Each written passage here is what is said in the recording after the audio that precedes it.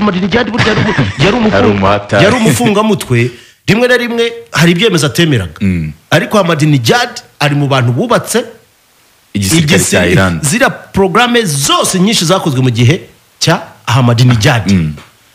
Ahmadinejad asa nkaho yacecetse yaratuje ariko Ahmadinejad wibuka ari muri Loni akavuga ati atano haciye diamond yavugaga George Walker Bush muri Loni arabivuga Ahmadinejad asa nkaho we ari nkaho ari modernemo kuko ashobora guhuza abakiri bato akaba ariko ari na ideologically equipped kuba mu buryo bwa ideology tuze ideology urumva mu ngenga bitekerezo yabo arimo wambonye Ahmadinejad nguwo baramuza uyu nguyu rero hari ibihuhizwa yuko bakabyara Masudi sagahitagira simbiza ariko hari ibihuhizwa yuko habayeho nibindi nawubwe ashobora kuba mu bantu bashobora gufata iya mbere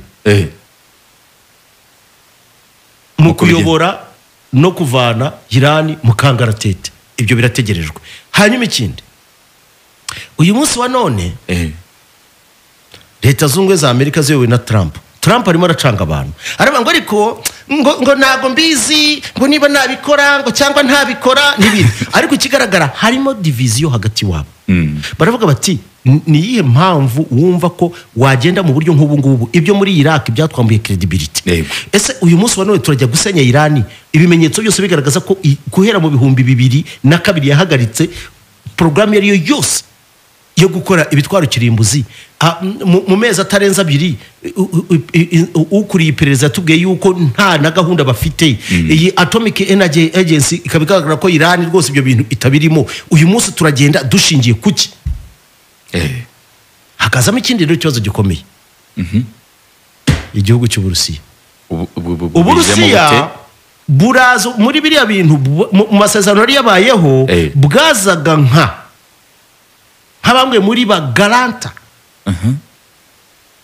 ba ibikorwa bya nuclear bya Iran ariko bitagamije gukora ibisasu kirimbuzi bwanubatse hari n'uruganda nuclear rutanga ingufu z'amashanyarazi rwubatswe n'Uburusiya hari n'izindi bari bagiye kubaka urwo ruganda rero niko hano honyine ha nuclear Israel itigeze irasa haracyari abakozi b'Abarusiya kandi ni nabyo ntuze yavugaga uyu musaza wundi witwa Putin avuga yuko yabibwiye Israel ndetse na Amerika bikabisobanura yuko nabo nk'abafatanya bikorwa muri programme nuclear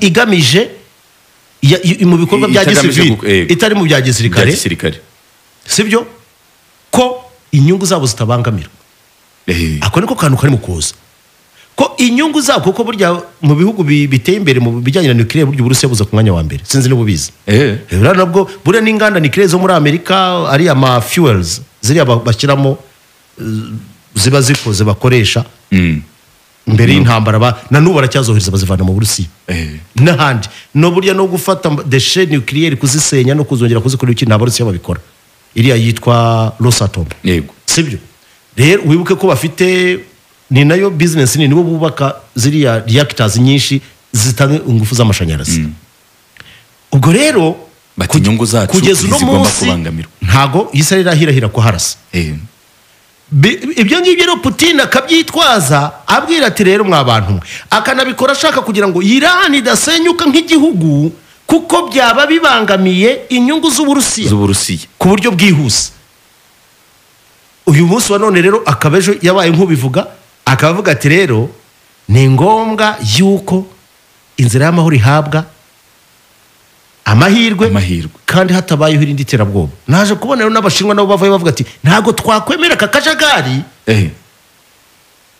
bose ibi bintu rero umushinwa nawe yavuze ariko kugira ngo ibintu biroroshye umushinwa vayo nawe wa mugani yikora mu maraka ati akajagari kari mu gutezwa na Amerika turabona twebwe tugeze ku gihe cyo kutakihanganira ariko ngo barasa nkaho bakanga Trump kugira ngo atekereze kabiri atishora mu ntambara itari ngombwa ariko Netanyahu n'abandi barimo mu binyamakuru ndi mu kureba by'i Yerusalemu n'ahandi hose biri mu gusohoka barimo barashima Trump bakavuga ko ari umuyobozi isi kwiriye muri iki gihe bakamuhayipinga bakavuga bati Trump fata icyemezo reka dusenye burundu turandure Trump fata icyemezo. Ubu rero bamwe mu bajyanama ba Trump bari divided. Haramubwira bati turabona ibi bintu atari ngombwa. Abandi bakavuga bati puse kandi bakamwibutsa yuko bamwe mu bantu ibyo harimo ibihugu bimwe na bimwe bimwibutsa bati wavuze ko ushaka kuzibukwa nk'umunyamahoro none urashaka kwibuka nka kirimbuzi. Ibyo nabyo ni bimwe mu bihugu. Ariko Trump nawe akumva afite hadi babita agahayahayo ko kugira ngo avuge ati narakubise ninjye wasenyira kuko urabizi ko akunda ikintu akemera cyane. Ubwo rero kugeza uno munsi wa none turategereje kureba. Ariko Iran nayo ubu ngubu irarasa ku ntego ko irarasa hypersonic gusa ntikizana bya decoys n'ibindi oya niba bavuze bati tugiye gukoresha hypersonic niyo barekura ngo Israel yo isa nkaho yafunze ntiyemera umuntu wari we wese gutangaza ibikorwa by'aharashwe nta n'umwe ubyemerewe nta ubivuga oya nta ubivuga. Intambara yindi ya propaganda urumva urumva Iran yo irimo irashinja Israel ngo kwinjirira televiziyo y'igihugu yabo igashyiramo propaganda z'abaturage kugira ngo bigaragambye. Ndashaka wumva ko akona iminota iranyemera se nk'akabya nakagarukaho iriya operasiyo bise The Rising Lion. Buriya Israel yabikoreshe muri propaganda hakiriho empire y'abaperise kiriya kirangantego kirimo cy'intare isa nkaho irimo kwibambura. Byari ibirango bya empire y'abaperise yari ikomeye. Iyi empire y'abaperise Israel yifata kugira ngo yereke yuko ari cyo gihe kugira ngo abaturage ba Iran bakubite aba bantu baje babazirikamo Isilamu n'ibindi ariko bagaruka bongere babe nk'intare yibambuye basubire mu mateka yabo back to the glory bongere bubake Iran ikomeye imeze nk'intare yibambuye. Ariko none ubu ngubu message nyinshi zirimo ziratangwa mu giperisi izo bifuza ko zigera ibyo Iran yashinjaga ko bijiye muri systeme yabo bagashyiramo nk'umugaba mukuru w'ingabo wa Israel ari mu kuvuga mu giperisi abwira abanyaye kuko wumvise ko na Netanyahu yakoresheje n'imvugo mu giperise igihe baba polisi bashinzwe umuco bicaga wa mukobwa bigaragambye bavuga inazo zisubiyemo bavuga ati mukanguka nta mahirwe mudakwiriye kwiteza ni mufite kubizibukira aba bantu babacuze funi na buhoro igihe kirageze turi kumwe mu bigobotore ibi rero nta wamenye uko biri bugende. Ariko nanone Iran nayo irimo irakubita akunga kunda shanga garukeho muri Iran yagize direct strike on Beersheba Hospital urumva in Iranian barrage dozens hurt 3 seriously as central city hit. Nukuvuga ngo barimo bararasa pe kandi zira hypersonics ziranyuramo pe barimo bararasa ariko hakaza na kakantu nanone gakomeye. Ese koko uyu munsi wanone n'ubwa mbere kuva Israel yabaho irashwe bene kariya kageni kuko uribuka cyagihe nyine intambara y'iminsi hariya ni iminsi 7 cyangwa 6 intambara y'iminsi 6 ntacyo yigeze ikora basanze ingabo za Egypt aho zari zirundanyirije baratwika barasya barigendera. Ariko uribuka intambara ya Kippur uko byagenze ntabyo barafurabye izo za Golani barafata n'ibindi bitandukanye barasenya. Ariko aba baperise bo bararasa bagakubita bikagera ku ntego nubwo biri mu guhishwa kuko Israel yo ntishaka kugaragaza casualties zabo kugira ngo badateza ikibazo mu baturage babo morali kamanuka. Ariko nabo barimo barashegeshwa kuko ubu hari nk'ibice bidafite umuriro w'amashanyarazi. Yes, essence nabo irimo irabura kuko ntuza bari bafite refineries zabo nabo barazitwitse kugeza uyu munsi wa none rwose izi hypersonics ziramanuka kandi zikarasa ku ntego. ikibazo ijya rero gihari bakavuga batariko n'ubushobozi kuko ejo Israel arimo isaba abafaransa n'abandi kongera kubafasha bakabongera interceptor. Amakuru y'iperereza aragaragaza yuko Israel nayo idashobora kurwana intambara iminsi irenze 12 mu gihe urwego ndavuga iwabo guproteja abaturage babo mu gihe urwego rw'izi misile n'ibindi bimanuka rwaba rutagabanutse cyangwa ruhagara. Ni ukuvuga ngo mu gihe Iran yabikomeje kuzibarasaho kuri ubwo rero igishoboka ni iki? Israel nayo ishobora gusaba igahagarika hakabaho turi supply. Yes, kuko kongera kwitegura wenda bakazasubukura ariko biteguye ariko bikanyura bikagaragara nkaho bari victorious, bigaca Amerika igasa nkaho ibikora, bigaca muri Katari, bikaba byategurwa n'ibihugu nka Arabia Saudite, ntibigaragare nko gucika intege kwa Israel. Hakabaho politike ya rapprochement yo kongera kureba uburyo bagarura Iran n'abariya kugira ngo harebe igikorwa, bikaba byakorwa n'ibihugu nk'Uburusiya.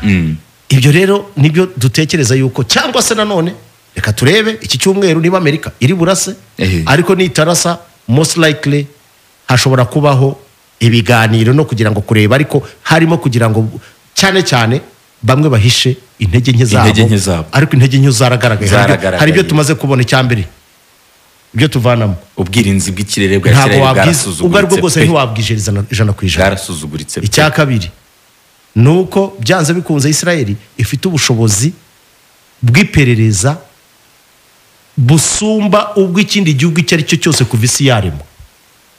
Inzego z'iperereza ryabo kandi cya kabiri cyo tubonye ubutasi bwabo buri very serious kandi bagira icyo bita strategic patience.